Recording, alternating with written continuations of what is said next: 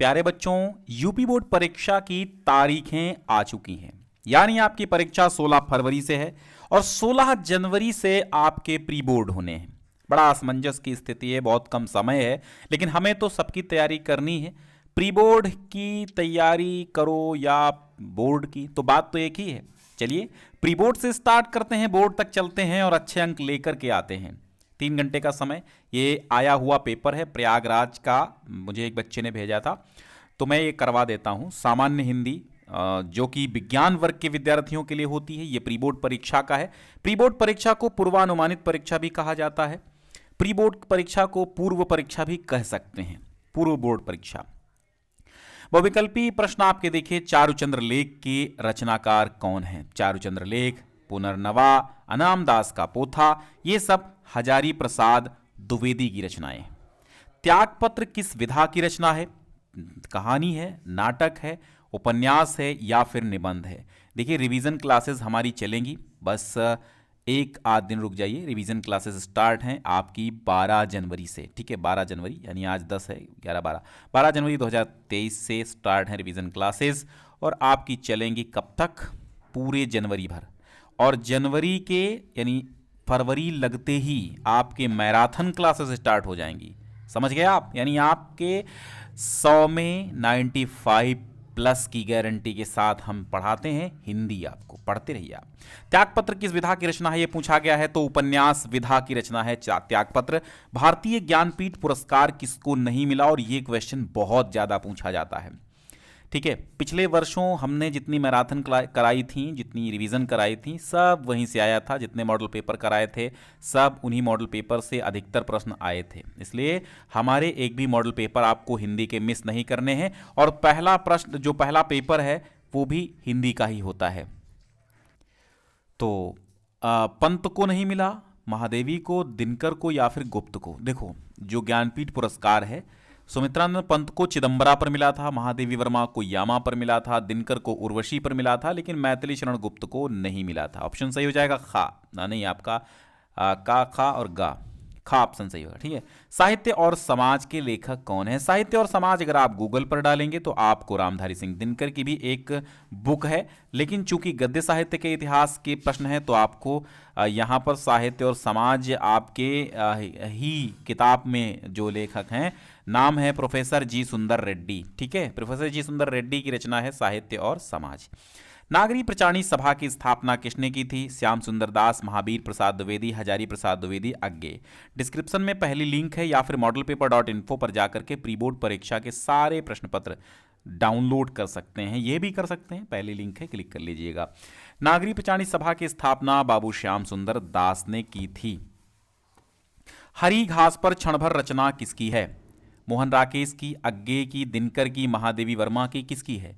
हरी घास पर क्षणभर, बावरा, हेरी और इत्यलम जैसी रचनाएं अज्ञे की हैं। अज्ञे बोले तो सच्चिदानंद, हीरानंद, वात्स्यायन, अज्ञे, ठीक है। सच्चिदानंद, हीरानंद, वात्स्यायन, अज्ञे। रामधारी सिंह दिनकर की रचना कौन सी है? उर्वशी, सप्तपर्णा, युगवाणी और भग्नदूत। रामधारी सिंह दिनकर की रचना कौन सी है? रामधारी सिंह दिनकर की रचना उर्वशी है, और उर्वशी एक खंड काव्य है। लोकायतन के रचयिता कौन है? जयशंकर प्रसाद हैं, पंत हैं, निराला हैं, महादेवी वर्मा हैं।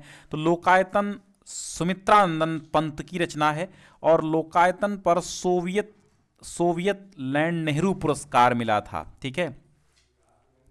रसकलश की रचना किसने की है? देखिए रसकलश अयोध्या सिंह, ध्यान दीजिएगा, रसकलश अयोध्या सिंह उपाध्याय हरिऔध की रचना है, लेकिन यहां पर ना ऑप्शन में कहीं पर भी नहीं है, इसलिए यहां पर ये इस प्रश्न का कोई भी उत्तर सही नहीं है। रसकलश हरिऔध की रचना है, लिख लीजिएगा। तीसरा सप्तक का प्रकाशन वर्ष 1951 दूसरे का है, 43 पहले का है, 51 दूसरे का है और 59 तीसरे का है। तो सही ऑप्शन है आपका 59। फिर आएगा आपका गद्यांश आधारित प्रश्नों के उत्तर। 2 गद्यांश आएंगे, नहीं सॉरी, 2-2 नंबर के 5 प्रश्न दिए होंगे, 10 नंबर में आपका आएगा। मैं ये नहीं मानता कि समृद्धि और आध्यात्म एक दूसरे के विरोधी हैं या भौतिक वस्तुओं की सोच रखना कोई गलत बात है। उदाहरण के तौर पर मैं खुद न्यूनतम वस्तुओं का भोग करते हुए जीवन बिता रहा हूं, लेकिन मैं समृद्धि की कद्र करता हूं, क्योंकि समृद्धि अपने साथ सुरक्षा तथा आत्मविश्वास लाती है, जो अंततः हमारी आज़ादी को बनाए रखने में सहायक है। आप अपने आसपास जाइए, मौसम में आपको फूलों की बहार देखने को मिलेगी, अथवा ऊपर की तरफ ही देखें, ये ब्रह्मांड आपको अनंत तक फैला दिखाई देगा, आपके यकीन से भी परे परे यानी अलग। ठीक है। तो जयशंकर प्रसाद ने भी लिखा, प्रकृति के यौवन का श्रृंगार करेंगे कभी न बासी फूल, और मिलेंगे वे सागर शीघ्र उत्सुक है उनकी धूल। यही बात यहाँ पर कहते हैं आपके कौन कहते हैं भाई, ये जो है मैं अब्दुल कलाम जी का पाठ है। अब्दुल कलाम तेजस्वी मन के संपादित अंश हम और हमारा आदर्श नाम से पाठ से उद्धृत है। तो पाठ का नाम, लेखक का नाम लिख देंगे। तो डॉक्टर कलाम कहते हैं कि अगर आप अपने वातावरण में देखेंगे तो आपको यह अनुभव होगा कि स्वयं प्रकृति भी कोई भी कार्य अधूरे मन से नहीं करती, क्योंकि अधूरे मन से किया गया कार्य कभी भी सपनों को साकार नहीं करता। अगर आप किसी भी सुंदर बाग, उपवन, बगीचे में जाएंगे तो हर मौसम में आपको फूलों की बहार देखने को मिल जाएगी। अगर आप आंख उठा करके ऊपर की ओर देखेंगे तो ये जो आकाश है, ये जो ब्रह्मांड है, ये आपको अनंत तक फैला दिखाई देगा, आपके यकीन से भी आगे निकल जाएगा। रेखांकित अंश की व्याख्या ऐसे कर देना है आपको। लेखक किनको एक दूसरे के विरोधी नहीं मानता। लेखक आध्यात्म और समृद्धि को एक दूसरे का विरोधी नहीं मानता। लेखक समृद्धि की कद्र क्यों करता है? क्योंकि समृद्धि जो है अपने साथ सुरक्षा और आत्मविश्वास लाती है। लेखक गद्यांश में छात्रों को क्या संदेश दिया है? लेखक ने गद्यांश में छात्रों को संदेश दिया है कि हमें कोई काम आधे अधूरे मन से नहीं करना चाहिए। भाषा स्वयं संस्कृति का एक अटूट अंग है। संस्कृति परंपरा से निःसृत होने पर भी परिवर्तनशील और गतिशील है। उसकी गति विज्ञान की प्रगति के साथ जुड़ी जाती है। वैज्ञानिक आविष्कारों के प्रभाव के कारण अद्भुत नई सांस्कृतिक हलचलों को शाब्दिक रूप देने के लिए भाषा के परंपरागत स्रोत पर्याप्त नहीं है। इसके लिए नए प्रयोगों की, भाव योजनाओं को व्यक्त करने के लिए नए शब्दों की खोज की महती आवश्यकता है, यानी बहुत अधिक आवश्यकता है। गद्यांश के पाठ का नाम और गद्यांश के लेखक का नाम आपको बताना है। तो पाठ का नाम आपका है भाषा एवं आधुनिकता, प्रोफेसर जी सुंदर रेड्डी। ठीक है। रेखांकित अंश की व्याख्या आप कर लेंगे, बहुत ज़्यादा कठिन नहीं है। अवतरण के माध्यम से लेखक किस बात पर बल दिया है? अवतरण के माध्यम से लेखक ने इस बात पर बल दिया है कि भाषा के परंपरागत, भाषा जो है वह संस्कृति का एक अटूट अंग है। ठीक है, यानी भाषा और संस्कृति एक दूसरे से अलग नहीं है। किसकी गति विज्ञान की गति के साथ जोड़ी जाती है? तो भाषा की गति विज्ञान की प्रगति के साथ जोड़ी जाती है। ठीक है। संस्कृति का एक अटूट अंग क्या है? तो भाषा। फिर आपका पद्यांश आएगा, सावधान मनुष्य यदि विज्ञान है तलवार। दो पद्यांश होंगे, एक करना होगा आपको। ठीक है। सावधान मनुष्य यदि विज्ञान है तलवार, तो इसे दे फेंक तजकर मोह स्मृति के पार। हो चुका है सिद्ध है तू शिशु अभी ना अज्ञान, फूल कांटों की तुझे कुछ भी नहीं पहचान। और खेल सकता तू नहीं ले हाथ में तलवार, काट लेगा अंग तीखी है बड़ी यह धार। विज्ञान रूपी तलवार के बारे में रामधारी सिंह दिनकर का लिखा हुआ ये चैप्टर है, अभिनव मनुष्य नाम से प्रकाशित किया गया है। रेखांकित अंश की व्याख्या। रेखांकित अंश क्या है कि रामधारी सिंह दिनकर कहते हैं कि विज्ञान रूपी तलवार को हाथ में लेकर के तू नादान मनुष्य अभी नहीं खेल सकता, क्योंकि विज्ञान जो है वह विनाशकारी सिद्ध हो सकती है। और यह भी सिद्ध हो चुका है कि हे मनुष्य, तुम अभी नादान शिशु हो। जिस प्रकार एक शिशु, छोटा सा बच्चा जिसको फूल और कांटों की पहचान नहीं होती है, वैसे तुझे भी इस विज्ञान रूपी तलवार का अनुभव नहीं है। तो कवि ने भौतिकवादी और वैज्ञानिक युग के मानव को क्या चेतावनी दी है? तो कवि ने भौतिकवादी और वैज्ञानिक युग के इस अभिनव मनुष्य को चेतावनी दी है कि विज्ञान रूपी तलवार को सावधान, हे मनुष्य सावधान हो जाओ, क्योंकि विज्ञान एक तलवार है। विज्ञान एक तलवार भी है, विज्ञान एक वरदान भी है, अभिशाप भी है। इसको, अगर यह तलवार है तो इसको मोह स्मृति के पार इसको फेंक दो, क्योंकि तुम एक नादान, विज्ञान के मामले में एक नादान शिशु की भांति हो, और तुम इस तलवार, विज्ञान रूपी तलवार को हाथ में लेकर के नहीं खेल सकते, क्योंकि इसकी धार बड़ी तीखी है और तुम्हारे अंग प्रत्यंग कटने की संभावना है। कौन सा अलंकार है? तो रूपक अलंकार है। ठीक है, कवि ने तलवार किसे बताया है? कवि ने तलवार विज्ञान को बताया है, और इसका इस्तेमाल करने से क्यों मना किया है? क्योंकि विज्ञान अभिशाप के रूप में भी है, इसलिए एक तलवार के रूप में है, इसीलिए इसको क्या इस्तेमाल करने से मना किया है? क्योंकि अनुभवहीन मनुष्य खतरे विज्ञान रूपी तलवार से उठा सकता है, क्योंकि मनुष्य विज्ञान के मामले में एक नादान शिशु है, इसलिए इसके इस्तेमाल से मना किया। सुख भोग खोजने आते सब आए, तुम करने सत्य खोज। यहाँ पे बापू के प्रति सुमित्रानंद पंत की कविता से लिया गया है ये पद्यांश।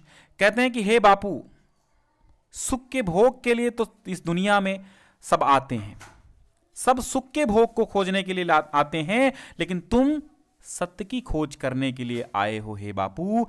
जग की मिट्टी के पुतले जन, आम मनुष्य तो केवल एक मिट्टी के पुतले के भांति है। संसार में जितने मनुष्य हैं वो महज एक मिट्टी के पुतले हैं, लेकिन तुम आत्मा और मन दोनों के मनोज हो, तुम दोनों से सुंदरतम व्यक्ति हो।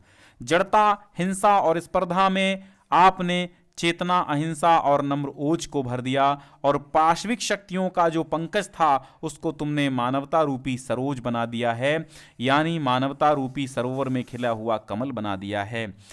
यानी जड़ता की जगह पे तुमने क्या भरा? चेतना। हिंसा की जगह पे तुमने अहिंसा का संचार किया, स्पर्धा की जगह पे नम्र ओज का संचार किया है बापू। तो पद्यांश के शीर्षक का नाम, कवि का नाम बता दिया, रेखांकित की व्याख्या कर दी। अधिकांश मनुष्य संसार में किसकी खोज में लग जाते हैं? तो सुख की खोज में लग जाते हैं। गांधी जी का भौतिकवादी मनुष्य पर क्या प्रभाव पड़ा है? गांधी जी का भौतिकवादी मनुष्य पर यह प्रभाव पड़ा है कि भौतिकवादी मनुष्य जो जड़ बना हुआ था उसको चैतन्य बना दिया। गांधी जी ने हिंसा की जगह पे इस मानव में अहिंसा का संचार किया, और गांधी जी ने स्पर्धा की जगह पे नम्रता तथा ओज का संचार मनुष्य में किया है। तुम आत्मा के मन के मनोज पंक्ति में कौन सा अलंकार है? रूपक अलंकार यहाँ पर भी है। ठीक है, आगे बढ़ते हैं तो आपको मिलेगा क्या? साहित्यिक परिचय। साहित्यिक परिचय आपको 80 शब्दों के आसपास देना होगा, और जितने भी इसमें हैं, वासुदेव शरण अग्रवाल, हजारी प्रसाद, एपीजे अब्दुल कलाम बेहद इंपॉर्टेंट हैं। प्रसाद पंत, निराला, महादेवी वर्मा, दिनकर जैसे कवि बहुत इंपॉर्टेंट हैं। पंचलाइट और बहादुर का सारांश, ध्रुव यात्रा, पंचलाइट और बहादुर का उद्देश्य स्पष्ट कीजिए, 5 नंबर में ये भी आएगा। आपके अपने जिले के अनुसार खंड काव्य का चित्रण एक याद कर लीजिएगा। फिर आपका खंड खा में आएगा अवतरणों का गद्यांश, यानी संस्कृत गद्यांशों का और पद्यांशों का ससंदर्भ हिंदी में अनुवाद करना होगा। तो मैं बता देता हूं, महापुरुषाः महापुरुष लौकिक प्रलोभनेषु, सांसारिक प्रलोभनों में बद्धा बंध करके नियत लक्ष्यात, निश्चित लक्ष्य से न कदापि भ्रंशति, कभी भी भ्रंश नहीं, यानी भ्रमित नहीं होते हैं। देश सेवा अनुरक्तो अयम युवा, देश सेवा में संलग्न यह हुआ। उच्च न्यायालय से परिधो, उच्च न्यायालय की परिधि में स्थातुम न शक्नोत, ठहर न सका। पंडित मोतीलाल नेहरू, लाला लाजपत राय प्रभृति भी इत्यादि अन्य राष्ट्रनायकई सह, अन्य राष्ट्रनायकों के साथ, सह अपि वो भी देशस्य स्वतंत्रता संग्राम में अवतीर्णा, देश की स्वतंत्रता संग्राम में उतर गया। देहल्यां त्रयोविंशतितमे दिल्ली के 23वें कांग्रेसस्य अधिवेशने, कांग्रेस अधिवेशन में अयम अध्यक्ष पदम अलंकृतवान, इन्होंने अध्यक्ष पद को अलंकृत किया।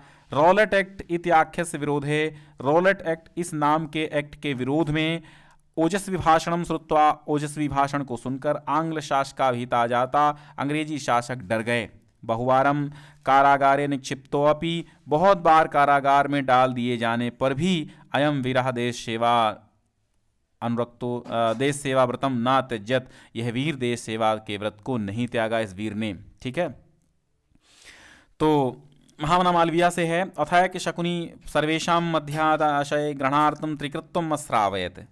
अथ माने इसके पश्चात एक माने एक, शकुनी माने पक्षी, सर्वेशाम माने सभी के, मध्या माने मध्य, सर्वेशाम मध्यात सभी के मध्य, आशय ग्रहणार्थम आशय ग्रहण करने के लिए, त्रिकृत्वम माने 3 बार, अस्रावयत माने सुनाया, 3 बार करके कहा।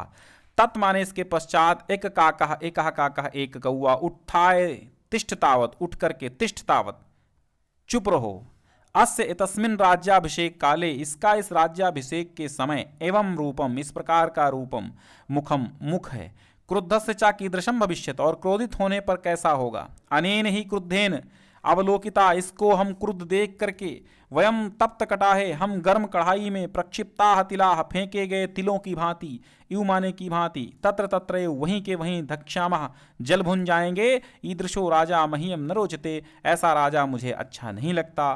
तो निम्नलिखित श्लोकों में से वो जातक कथा से है। ठीक है, एक का तो जल बिंदु निपातेन क्रमशः पूर्यते घटः सह हेतु सर्व विद्यानाम धर्मस्य च धनस्य च। जल की एक एक बूंद गिरने से क्रमशः घड़ा भर जाता है, वही कारण सभी विद्याओं, धर्म का तथा धन का है। धीरे धीरे करके धन इकट्ठा होता है, धीरे धीरे करके धर्म होता है और धीरे धीरे करके सभी विद्याएं आती हैं। सहसा विदधीत न क्रियाम अविवेकः परमापदाम पदम। अचानक से कोई कार्य नहीं करना चाहिए, क्योंकि अविवेक परम विपत्तियों का स्थान है। वृणुते ही विमृश्य कारणम, विचारशील मनुष्यों को वृणुतो माने वर्ण कर लेती हैं, क्योंकि विचारशील मनुष्यों को स्वयं वर्ण कर लेती हैं। गुणलुब्धा गुणों की लोभी, स्वयं ही संपदा संपत्तियां। ठीक है, तो ये दोनों सुभाषित रत्नानी से हैं। सुभाषित रत्नानी पाठ जरूर आएगा, 7 नंबर पक्का। मुहावरों और लोकोक्तियों में से एक का अर्थ, गागर में सागर भरना, थोड़े शब्दों में बहुत कुछ कहना, कलेजे पर सांप लौटना, ईर्ष्या से जल भुन जाना, उखली में सिर देना, जानबूझकर मुसीबत मोल लेना, आंख का अंधा हो नाम नयन सुख, अर्थात आंख का अंधा नाम नयन सुख, गुणों के विपरीत कार्य का होना, तथापि का संध विच्छेद तथा धन अपि होगा, लाकृति का संधि विच्छेद लृधन आकृति होगा, गायिका संध का संधि विच्छेद गय धन इका होगा। ठीक है, और दिए गए शब्दों की विभक्ति और वचन बताना है, जैसे कि नामन, यहाँ पर नामन है ना, नामन नामने, तो नामने जो है नाम नाम नामना नामने, चतुर्थी का एक वचन होगा। आत्मानम आत्मनाम, ठीक है, रामसराम रामाणाम तो षष्ठी का बहुवचन होगा आत्मनाम। शब्द युग्मों का सही अर्थ चयन करना है। अंश और अंश, ठीक है, अंश का अर्थ होता है भाग और अंश का अर्थ होता है कंधा। तो भाग और कंधा यानी हिस्सा और कंधा। वारिज तथा वारिद, वारिज का अर्थ होता है कमल और वारिद का अर्थ होता है बादल, तो कमल और बादल। ठीक है, फिर आपको 2 अर्थ निकालने हैं एक एक शब्द के। अर्थ का मतलब होता है धन, अर्थ का मतलब होता है मायने, ठीक है, या मतलब। अली का अर्थ होता है भंवरा और अली का अर्थ होता है सखी। तीर का अर्थ होता है किनारे और तीर का अर्थ होता है बाण। नाग का अर्थ होता है हाथी और नाग का अर्थ होता है पर्वत। ठीक है, नाग का अर्थ होता है सांप, नाग का अर्थ होता है हाथी। समझ गए आप? ठीक है, जिसकी आशा न की गई हो अप्रत्याशित, जानने की इच्छा रखने वाला जिज्ञासु। ठीक है, किन्हीं 2 वाक्यों को शुद्ध करके लिखे। उपरोक्त गद्यांश की व्याख्या नहीं, उपरयुक्त होता, उपरोक्त नहीं उपरयुक्त। ठीक है, ऐसे स्पेलिंग देख लो। वह कानों से बहरा है, ठीक है, नहीं वह बहरा है, कानों से तो सभी बहरे होते हैं, वह बहरा है केवल लिखेंगे। यहां ताजे गन्ने का रस मिलता है, नहीं गन्नों का नहीं गन्ने का, ठीक है, गन्नों लिखा है, गन्ने लिखना है यहां पर। वीर तथा शांत रस की परिभाषा उदाहरण से, तो रस छंद अलंकार आराम से करिएगा, करा चुके हैं, सारे पत्र भी करा चुके हैं। ठीक है, क्रैश कोर्स में सब इन्वॉल्व है, क्रैश कोर्स में हर चीज मिल जाएगी। व्हाट्सएप कर दीजिए, हमें कॉल मत कीजिएगा, अबाउट सेक्शन में नंबर है। तो ये जो है हम आपको क्रैश कोर्स दे देंगे, आपको वहां पर पत्र मिल जाएंगे। देखो निबंध आएंगे, आतंकवाद इंपॉर्टेंट निबंध है। जीवन में खेल कूद की आवश्यकता बहुत इंपॉर्टेंट है। नारी का स्थान, कृषकों की समस्या, पर्यावरण प्रदूषण, सबसे ज्यादा तो मोस्ट इंपॉर्टेंट पर्यावरण प्रदूषण ही है। तो प्यारे बच्चों शेयर कर दो, बहुत ज्यादा आप लोगों के द्वारा ही हमें बढ़ना है। यानी आप लोग अगर शेयर करते हैं तो हम अपने आप को धन्य समझेंगे कि हमने कुछ अच्छा पढ़ा दिया आपको। ठीक है, बहुत बहुत शुक्रिया।